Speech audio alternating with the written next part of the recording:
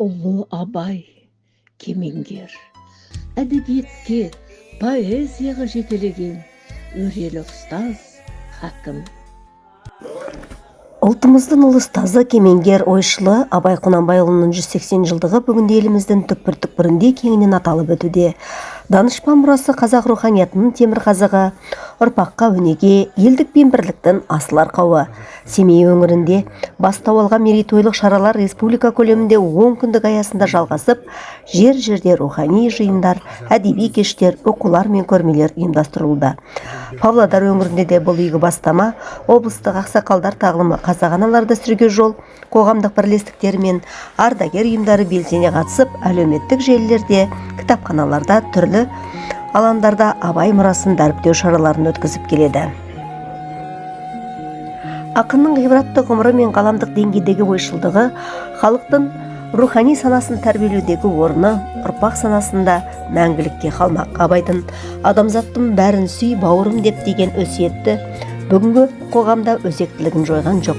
Данышпан ақынның өлеңдері мен қара сөздері оның ел бірлігін, адалдық, білім мен еңбек туралы ұлағатты ойлары қазақ руханиятының мәңгілік қазынасы.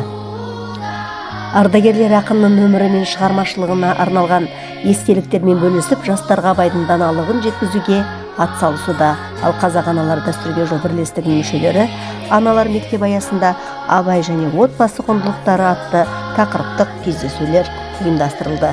Абай мұрасының қайнар бұлағын сусындау тек өткенді еске алу ғана емес, болашаққа бағдар түзейтін асыл қазына, ұрпақ санасына ізгілік пен парасат дәнін егу кемеңгердің аманатын орындау болмақ.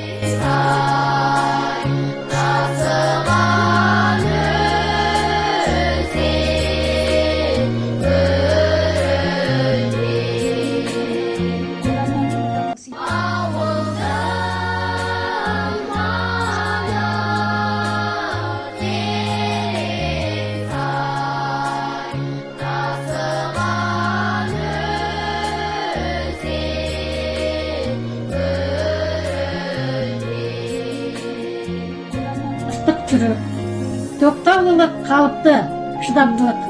Бұл қайраттан шығады, білсең керек.